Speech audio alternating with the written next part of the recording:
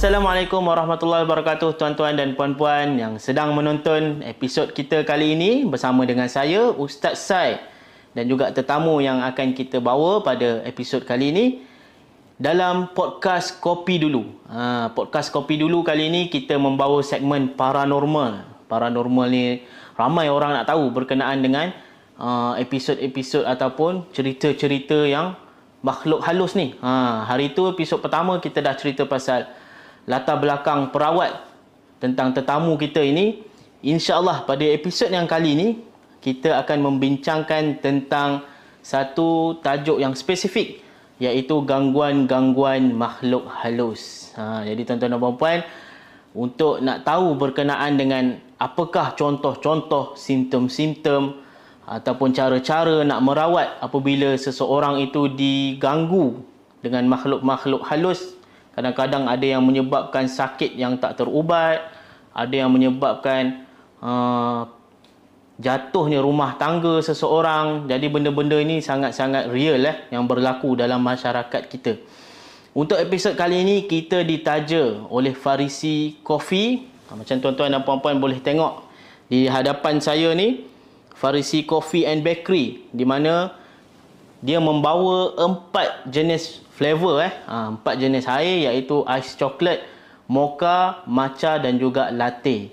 Jadi untuk Farisi Coffee ni, dia punya tagline dia mudah bawa ke mana-mana. Memang betul pun. Saya sendiri pun dah tengok, kita pegang ni sebesar tapak tangan kita sahaja, mudah untuk kita bawa ke mana-mana, ringan, compact dan sesuai untuk apa-apa event ataupun sambutan-sambutan yang kecil, contohnya birthday party, event di office, sangat sesuai untuk tuan-tuan dan puan-puan try.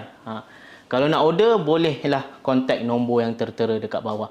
Baik, jadi Ustaz, apa khabar Ustaz? Sihat? Sihat, Alhamdulillah. Alhamdulillah. So Ustaz, untuk episod kali ni, kita nak tanya Ustaz berkenaan dengan gangguan makhluk halus.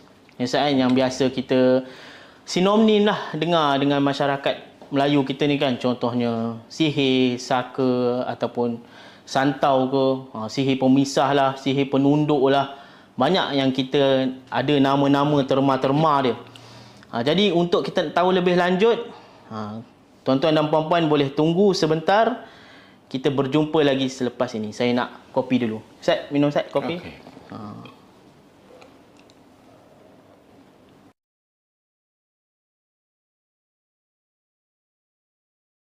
Baik, bersama dengan saya lagi Ustaz Sai, dan kita masih lagi bersama dengan tetamu istimewa kita, Ustaz Muhammad.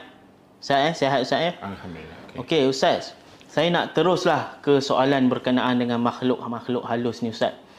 Sebab yalah, ramailah kita selalu dengar orang ada gangguan-gangguan sikit je, mulalah nama-nama, contohnya ni saka ni, ini sihir buatan orang ni kan. Ataupun ni ada orang hantar santau ni. So benda-benda tu kita biasa dengar. Jadi kalau boleh Ustaz share sikit lah, dari segi asas ilmunya kan Ustaz kan, ada beza ke antara contohnya sihir, santau, saka ni kan, 3S ni, ke sebenarnya sama je semua Ustaz? Okey, terima kasih Ustaz Sai. Saya ringkaskan. Sihir, saka, santau ni selalu kita sebut. Tu secara teknikalnya sahaja. Secara teknikalnya. Asas dia Ustaz, asas dia istilah umumnya ialah gangguan. Gangguan. Saya selalu sebut ada unsur-unsur gangguan berdasarkan simptom pada tubuh badan pesakit tu. Respon dia kepada bacaan ruqyah yang kita baca. Asasnya ialah ada unsur-unsur gangguan. Okey. Bila kita sebut ada unsur-unsur gangguan, dia pada kebiasaannya, saya suka sebut pada kebiasaannya, siapalah kita nak betul-betul confirm kan. Jadi saya berlapis. Pada kebiasaan ni maksudnya pengalaman yang Ustaz sendiri lalu. Simptomnya berlapis sikit lah Ustaz kan. Cakap kita berlapis kan. Betul. So pada kebiasaannya akan melibatkan makhluk-makhluk halus, ilmu hitam, makan benda-benda tak elok, mistik dan seumpamanya. Penyebabnya Ustaz, penyebabnya itulah dia. Makhluk-makhluk halus, jin. Santau dan di kalangan orang Melayu, di kalangan kita di alam Nusantara ni, teknikalnya kita sebut santau, saka, sihir, kerasukan, histeria. Bendanya lebih kurang sama, teknikalnya saja. Adalah sikit-sikit perbezaannya Ustaz. Okey. Itu dia. Jadi asasnya melibatkan makhluk-makhluk halus lah. Betul. Ustaz kan? Benda-benda yang tak betul lah maksudnya kan? Rawatannya pun Ustaz, rawatannya pun itulah ayat yang kita gunakan. Okay. Fatihah, ayat kursi, selawat syifa, Lau anzalna, itulah ayat-ayat yang kita gunakan untuk setiap tadilah saka, sihir, santau. Cuma kadang-kadang pattern tu ada berbeza sikit lah.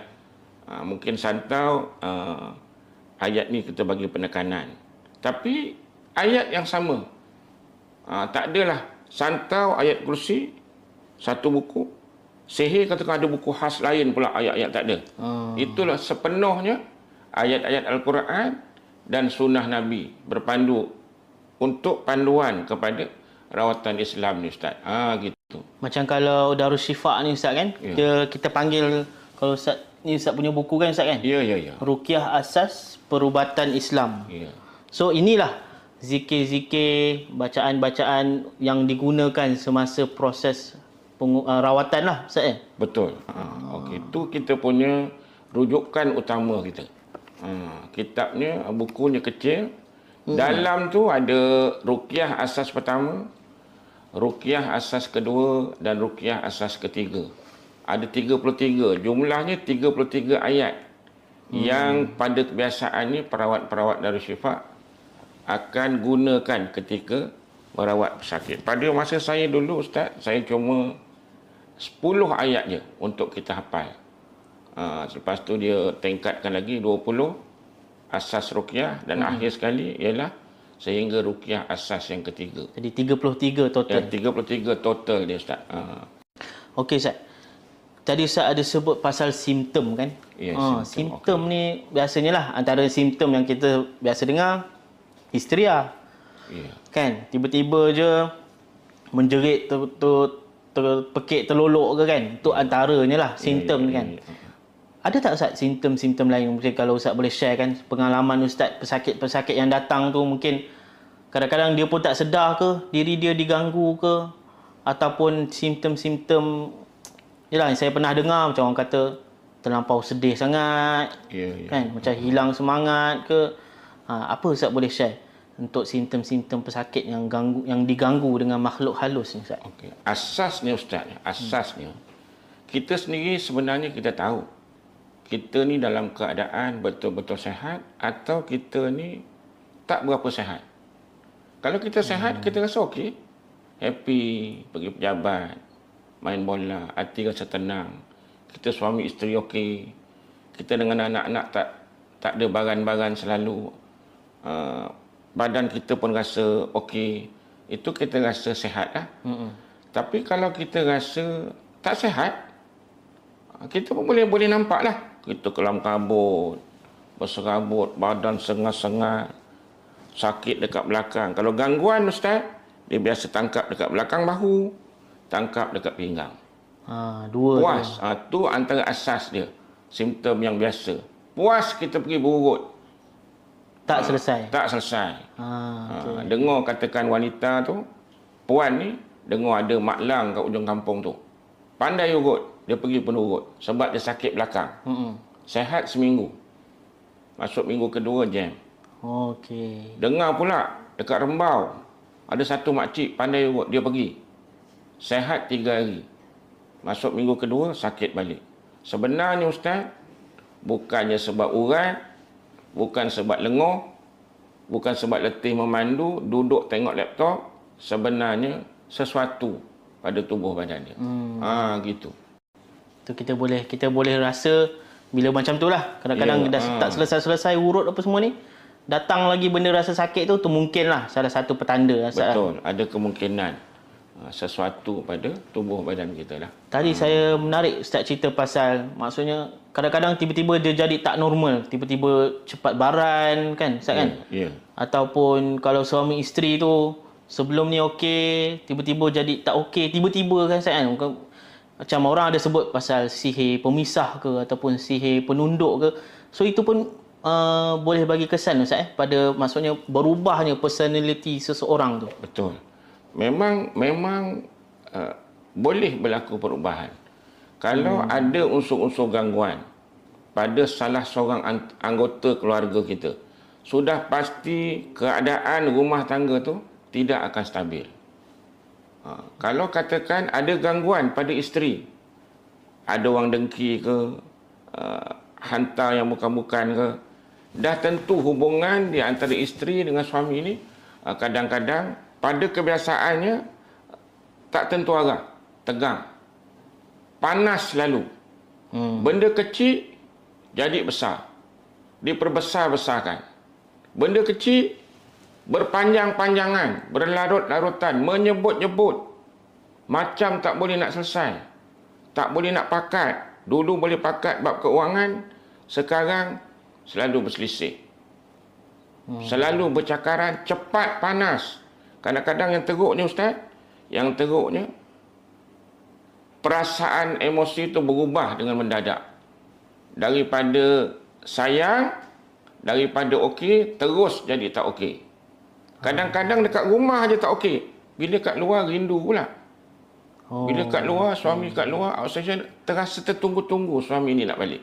Tapi bila depan-depan masuk je rumah Ustaz, dah kelam kabut balik. Maksudnya ada something wrong somewhere betul. lah. Ya betul. Jadi suami isteri ni pun kena peka. Kenapa? Kadang-kadang dia dah tenang Ustaz, lepas bergaduh nak gerak ni, dia dah tenang, dia fikir-fikir, apa pasal ni kan? Sebenarnya benda kecil je. Sudu satu tak jumpa. Dia punya gerak dekat dapur tu macam nak berperang. Dia macam tu.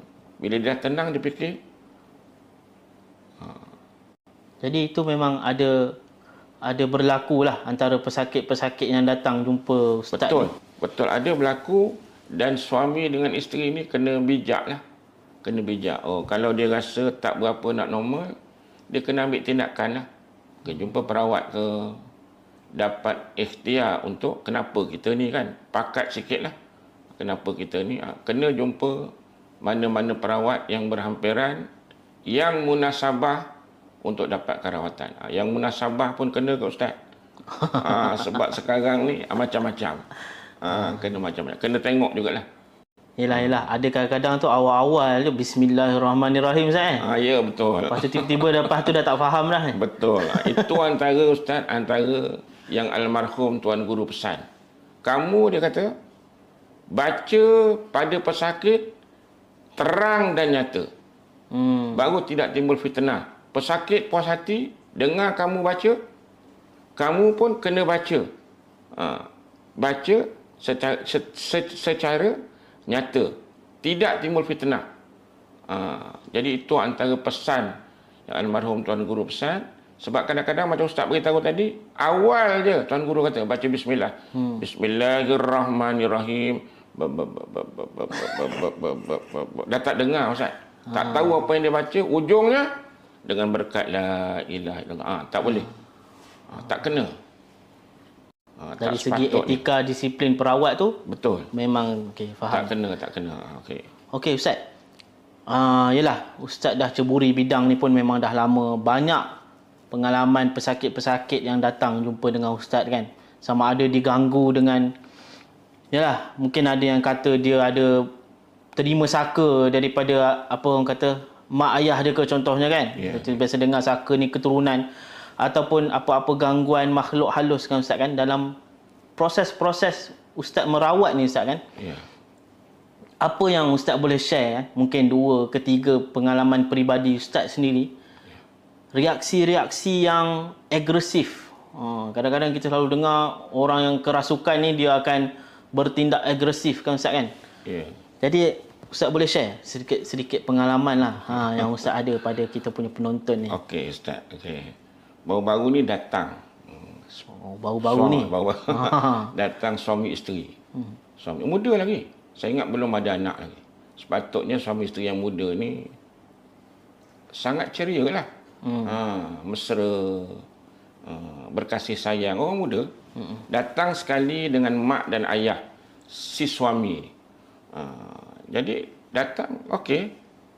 Dia kata, dia cerita lebih kurang tak berapa nak rasa badan lain macam kan. Okey. Si isteri ni, isteri diam je lah. So dia minta saya cuba bantu-bantu untuk doakan lah. Baca-bacakan doa pada tubuh badan isteri. Okey lah. Saya pun baca, saya pun cuba bantu merawat isteri ni. Kebiasaannya Ustaz, saya letak tangan saya di sinilah. Ayatnya biasa je Ustaz. Fatihah, ayat kursi, selawat syifa. Cuma bezanya perawat dengan orang biasa baca, perawat ni dah diijazahkan oleh tuan guru masing-masing lah. Dia ada endorse dekat situ. Orang lain biasa, orang biasa baca juga ayat kursi, tetapi tidak diijazahkan. Tu je beza dia Ustaz. Dan mungkin lagi satu dari segi amalan Ustaz kan? Betul. Perawat ni dia kena istiqomah mengamalkan. Baru datang kekuatan dia masa merawat tu. Kalau dia sendiri perawat tidak mengamalkan zikir-zikir yang diijazahkan pada dia, mungkin boleh menjadi masalah, backfire pada dia balik. So saya sambung tadi Ustaz, kisah tadi, saya pun bacalah, letak tangan di kepala, baca Fatihah ayat kursi, lepas tu saya tepuk lah untuk amalan saya lah. Tepuk belah kanan sampai ke lutut, daripada pangkal lengan ni tepuk sikit-sikit, tepuk daripada kiri pula sampai kat lutut. Dia tak bagi Ustaz, dia tak bagi kita tepuk kat lutut, dia tahan tangan saya. Saya kata alih. Dia tak cakap apa-apa? Dia tak cakap, tapi dia tak bagi, dia jaga peha dia, dia jaga lutut dia. Saya kata alih, saya kata dia tak nak alih. Jadi suami dia percubalah alih-alih kan. Dia dah mula pegang, suami dia pegang apa semua. Terlepas tangan suami dia Ustaz, dia lempang suami dia 3 kali. Lempang isteri ni? Isteri. Depan mak ayah suami tu. Depan Ustaz juga? Depan saya. Berubah muka suami tu Ustaz. Kena lempang. Yalah. Kena lempang dengan isteri. Depan mak bapak dia. Depan dengan saya sekali kan. Lempang ni Ustaz bukan tampar Ustaz. Lempang ni saya ingat selagi dia boleh hayun, dia terlepas suami dia pegang dia, suami dia terlepas, dia gonta-gonta, dia lempang suami dia 3 kali. Tu antaranya lah suami isteri yang suami isteri yang sedang dilanda isu gangguan lah saya ingat. Isu gangguan. Dan beberapa hari selepas tu Ustaz, suami dia telefon saya. Dia kata isteri dia sekarang daripada bilik tidur lari pergi bilik belakang, dan dia dengar isteri dia sedang pecahkan peralatan dalam bilik tu. Dia terpaksa terajang pintu bilik tu, pecah. Dia tengok kaca dah berselerak dah. Saya tak tahulah isteri dia cedera ke tidak masa tu. Tapi lepas tu dia tak ada datang jumpa saya lagi lah. Tu antara gangguan-gangguan yang akan menyebabkan hubungan suami isteri tu terganggu lah. Sepatutnya muda, tengah seronok, sedang diganggu lah. Diganggu, dia tak tahulah ada peminat ke. Kadang-kadang Ustaz, orang tak suka tengok rumah tangga tu steady, riang ria, bahagia, ngeteh sana ngeteh sini, jadi sakit hati pada dia. Jadi berlakulah perkara-perkara yang tidak sepatutnya. Okey Ustaz, lagi satu lah, kalau boleh saya nak Ustaz share kan. Kita biasa tengok dalam cerita Ustaz kan, kadang-kadang hasil-hasil daripada rawatan ni mungkin orang tu macam termuntah, ataupun kalau teruk-teruk kita tengok drama ni terkeluar darah ke kaca ke apa Ustaz kan. Ustaz ada tak pengalaman, yelah kita bukan nak kata benda ni memang kena macam tu, memang kalau rawat mesti akan ada macam tu, tak lah kan. Betul. Tapi pengalaman Ustaz sendiri kan, Ustaz ada tak yang pengalaman yang macam tu teruk sekali Ustaz? Okey, apa ni pesakit-pesakit Ustaz yang ada unsur-unsur gangguan ni. Antara amalan saya ialah saya tepuk belakang dia lah. Tepuk belakang dia daripada belakang bahu sampai ke pinggang. Tepuk pinggang sampai ke atas, kanan kiri kanan, bawah atas, tepuk. Ayat yang kita baca biasa kita panggil ayat pemecah, iaitu surah Al-Hasyr 21-24, Lau Anzalna, ayat yang biasalah, mungkin ramai tahu pun. Cuma saya nak kongsilah sebab Kopi Dulu ni pun dah jemput saya kan. Pertama kalilah saya berdepan dengan arena podcast ni. So saya eksklusif bagi eksklusif lah pada geng Kopi Dulu ni kan. Jadi satu ketika dulu, lama dah ketika awal-awal saya merawat dulu. Pada ketika tu kita merawat di sebuah surau lah. Datang pasangan suami isteri beberapa kali. Belum ada anak lagi. Puan ni pada saya kira kategori cantik lah. Cantik, putih, cantik lah. Suami dia ni biasa lah, biasa. Bukan ada bukan orang yang ada rupa sangat lah. Bukan handsome sangat, biasa. Berkahwin dengan seorang wanita yang cantik. Kurus kering wanita ni Ustaz. Dan memang ada unsur-unsur gangguan pada wanita ni. Jadi nak jadikan cerita lah, khas untuk Kopi Dulu ni. Okey. Sabar nak So, dengar. so alhamdulillah saya doakan pada wanita ni. Doa pegang kepala, tepuk belakang, muntah Ustaz.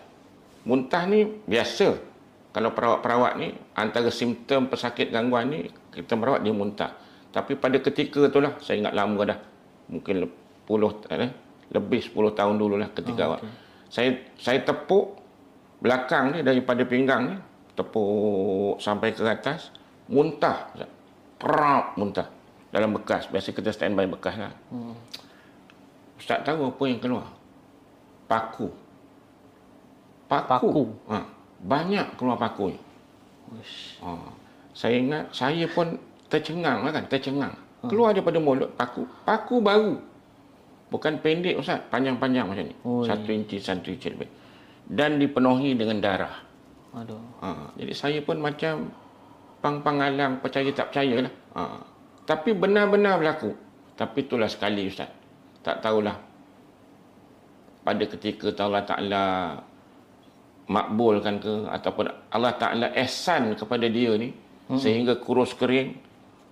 Andaian saya mungkin kerana dia ni perempuan ni cantik, mungkin jadi rebutan. Tiba-tiba suami dia dapat yang keadaannya biasa-biasa je. Jadi kadang-kadang orang Melayu ni alang-alang den tak dapat. Biar hang pun tak dapat lah. Biar sama-sama tak dapat lah Ustaz kan, hati dia. Jadi itulah Ustaz, keluar paku, saya ingat dalam 7-8 paku ada. Banyak. Penuh dengan darah. Saya pun terkejut. Kawan-kawan saya pun terkejut. Dan kita tanamlah paku tu dekat tepi bangunan. Yalah, maksudnya Ustaz ada, waktu tu ada kawan-kawan perawat juga? Ada. Yang memang disaksikan juga. Ya, betul. Dan itulah pun Ustaz, mungkin pertama kali lah. Dan setakat ni, selepas daripada tak ada berlaku lagi lah. Untuk paku tu tak ada lah. Untuk paku tak ada lah. Kalau muntah, sendawa yang melampau-lampau, itu mungkin biasalah pada mana-mana perawat. Itu untuk kongsi. Menarik. Ya. Kita ingatkan dalam drama je Ustaz punya ada betulnya. Tapi tidak semestinya akan berlaku macam itulah kan. Jadi tuan-tuan dan puan-puan yang sedang menonton perkongsian podcast Kopi Dulu kita ni, itulah cerita menarik tentang apakah reaksi respon pesakit-pesakit yang diganggu dengan makhluk-makhluk halus ni, antaranya sebegitu. Jadi sampai sini saja. Tuan-tuan dan puan-puan, kita nak berehat sebentar bersama dengan Kopi Dulu. Kita jumpa lagi sebentar lagi. Baik, kembali lagi bersama dengan saya Ustaz Sai dalam podcast Kopi Dulu, segmen paranormal, di mana pada episod kedua ni kita membincangkan tentang gangguan makhluk-makhluk halus.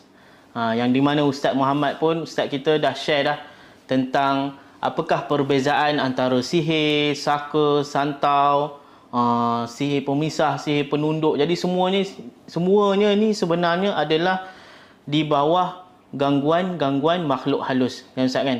Ya, betul. Ya. Okey, jadi Ustaz, kalau boleh Ustaz share lah kepada mereka-mereka orang awam yang menonton video kita ni, menonton episod kita ni, mungkin ada beberapa amalan ataupun amalan lah yang kita kata amalan-amalan ringkas yang mudah untuk diamalkan sebagai ikhtiar, pendinding diri lah bagi mereka ni secara individu, di mana mungkin amalan ni boleh menjadi orang kata benteng pertahanan yang pertama lah kita kata. Mungkin mereka nak pergi jumpa dengan ustaz ataupun mereka nak pergi pusat rawatan Islam ni, ada kekangan masa ke ataupun ada kekangan dari segi kerja ke.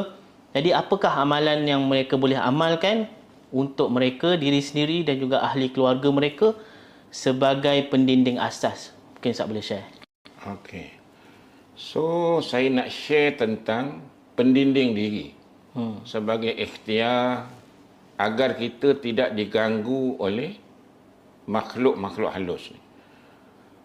Semasa pengajian saya dulu, almarhum Tuan Guru meletakkan topik pendinding diri ni di awal-awal tempoh pengajian kita.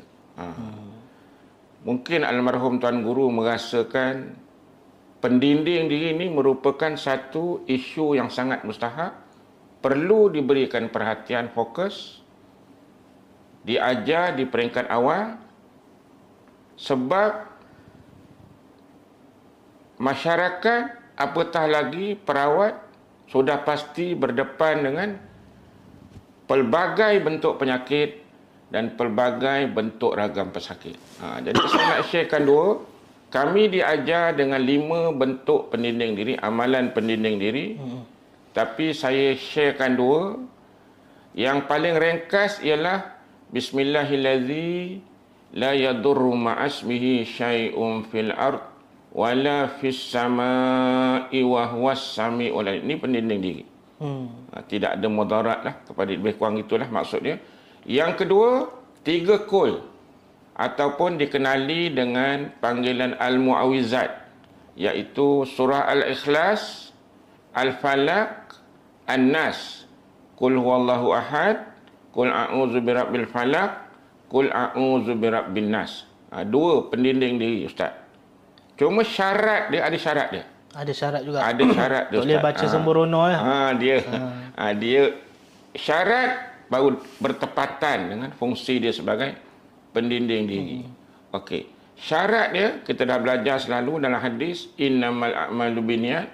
Mesti kita meniatkan sebelum kita baca. Aku baca Bismillahirrahmanirrahim lintasan dalam hati. Aku baca Bismillahirrahmanirrahim sebagai pendinding diri untuk diri aku, isteri, suami, anak-anak aku, ahli-ahli keluarga. Ahli-ahli keluarga aku. Baru kita baca Bismillahirrahmanirrahim. Sebelum kita baca 3 kul pun macam tu. Niatkan, aku baca 3 kul ni pendinding diri untuk diri aku, suami aku, isteri aku, anak-anak aku, ahli keluarga aku. Baru bila kita baca, Ustaz, fungsi dia sebagai pendinding diri ada. Okey, faham. Kalau kita tak baca? Kalau kita tak baca, Ustaz, tidak ada fungsi sebagai pendinding diri. Dapat pahala baca Quran semata-mata. Okey. Satu lagi, Ustaz. Yang pentingnya bila kita melibatkan amalan ni, kena istiqamah mengamalkan.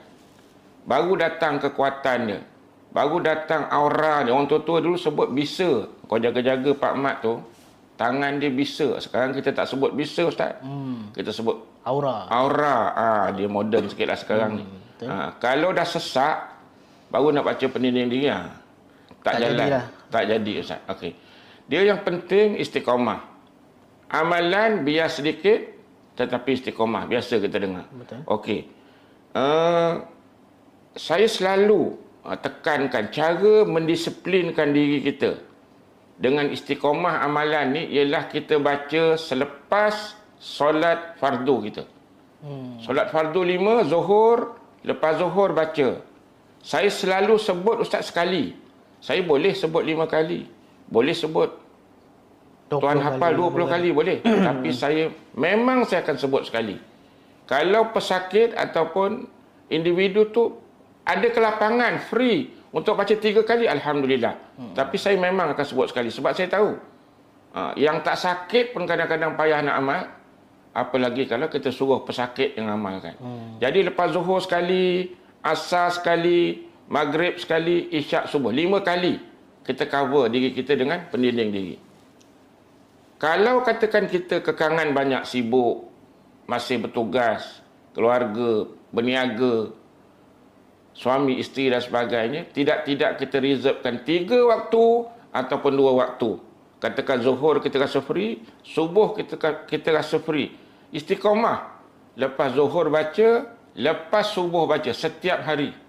Baru datang kekuatannya. Kita jangan pulun, Ustaz. Kita semangat dengar. Hari ni katakan, pendinding diri, kita pun baca. 20 kali. 20 kali zuhur, 20 kali asar, 20 kali maghrib. Kena seminggu, Ustaz, tak sampai seminggu. Kena 3 hari, jam. Tak baca dah? Tak baca dah. Tak baca. Satu lagi, Ustaz, almarhum Tuan Guru nyatakan pendinding diri yang terbaik untuk tubuh badan manusia 3 kul. 3 kul. Kul Allah tadi, kul Allah ahad, kul a'udzu birabbil falaq, kul a'udzu birabbin nas. Pendinding diri yang terbaik untuk tubuh badan manusia. Tu dia, Ustaz. Itu yang diajarkanlah oleh Darul Syifa. Ya, betul. Diamalkan. Okey, baik. Jadi tuan-tuan dan puan-puan, itulah rumusan daripada Ustaz Muhammad kita. 2 amalan ringkas yang saya rasa boleh diamalkanlah oleh kebanyakan daripada kita ni, sangat-sangat mudah, iaitu bismillahirrahmanirrahim, la yadurru ma'asmihi syai'un fil ard wala fis sama'i wa huwas samiul alim. Juga 3 kul huwallahu ahad, kul a'udzu birabbil falaq, dan juga kul a'udzu birabbin nas. Saya tambah sikit, Ustaz. Boleh. Satu lagi, Ustaz. Saya sendiri sebagai perawat sangat-sangat mengamalkan bismillahirrahmanirrahim. Sebab saya tak tahu saya akan berhadapan dengan siapa. Sebelum saya merawat pesakit, Ustaz, saya akan wajibkan diri saya. Bismillahirrahmanirrahim, la yadur. Saya akan baca. Selepas tu baru saya mula mendoakan untuk pesakit. Sebab saya tak tahu apa akan berlaku selepas ni. Melompat ke, bersilat ke, melaung ke. Dan pesakit ni, Ustaz, pengalaman, bukan pengalaman lah, memang perangai, dia tak akan cerita semua pada kita. Kalau dia ceritakan, saya silap kita lari dulu. Jadi dia kata, tak ada apa, Ustaz, sakit sikit sini je. Kan saya bisa-bisa sekali kita pegang, Ustaz, melompat, silat tu keluar. Jadi kita kena istiqamah, amalkan pendinding diri. Bismillahirrahmanirrahim. Tidak kalah. Jadi untuk makluman kepada para penonton di luar sana, saya nak share sedikit info berkenaan dengan satu kawasan di Selangor ini, iaitu di Bandar Mahkota Ceras, yang mana populasinya di sana sudah menghampiri 50,000 orang, yang mana dia meliputi daripada 9 seksyen, tetapi masjidnya ataupun ruang solat di masjid yang sedia ada ini adalah sangat-sangat sempit dan tidak mampu untuk nak menampung jemaah yang ramai, dan jemaah yang semakin bertambah dari semasa ke semasa. Jadi tuan-tuan dan puan-puan, saya ingin mengajak kepada anda semua, penonton-penonton di luar sana, untuk sama-sama membantu dalam menginfakkan sebahagian daripada harta tuan-tuan dan puan-puan untuk usaha pembinaan Masjid Asy-Syakirin Bandar Mahkota Ceras, di mana masjid ini bukan hanya akan berfungsi sebagai masjid sahaja, ia akan dijadikan sebagai pusat tunas keilmuan dengan fasiliti-fasiliti dan aktiviti-aktiviti yang pelbagai, seperti kelas dan bengkel pendidikan, program mentorship dan pembimbing rakan sebaya, perpustakaan, forum dan ceramah-ceramah ilmu yang berkala, program literasi digital, komuniti belajar sepanjang hayat. Saya ingin sebut satu hadis daripada Rasulullah sallallahu alaihi wasallam, di mana Nabi bersabda, "Idza mata ibnu Adam inqata'a amaluhu illa min thalath, sadaqatun jariyatun aw ilmun yuntafa'u bih aw waladun salihun yad'u lah." Di mana Nabi bersabda, jika matinya seorang anak Adam itu akan terputuslah amalannya melainkan 3 perkara, iaitu yang pertama adalah ilmu yang bermanfaat, sedekah jariah dan juga doa anak-anak soleh yang mendoakan ibu bapa. Jadi tuan-tuan dan puan-puan, rebutlah peluang ini untuk infak bersama-sama mencari saham akhirat kita masing-masing. Jadi para peninfak boleh berinfak ke nombor akaun yang tertera ataupun scan sahaja QR code seperti yang tertera. Jika ada apa-apa persoalan ataupun tuan-tuan dan puan-puan ingin mengetahui lebih lanjut berkenaan dengan update ataupun progres pembinaan Masjid Asy-Syakirin Bandar Mahkota Ceras ini, layarilah laman sesawang www.masjid-asyakirin.com ataupun pergilah ke Facebook rasminya, iaitu Kompleks Masjid Asy-Syakirin Bandar Mahkota Ceras. Itu sahaja untuk episod kita kali ini. Terima kasih Ustaz atas kehadiran Ustaz. Moga-moga perkongsian kita pada hari ini bermanfaat. Jumpa lagi di episod yang seterusnya. Assalamualaikum warahmatullahi wabarakatuh.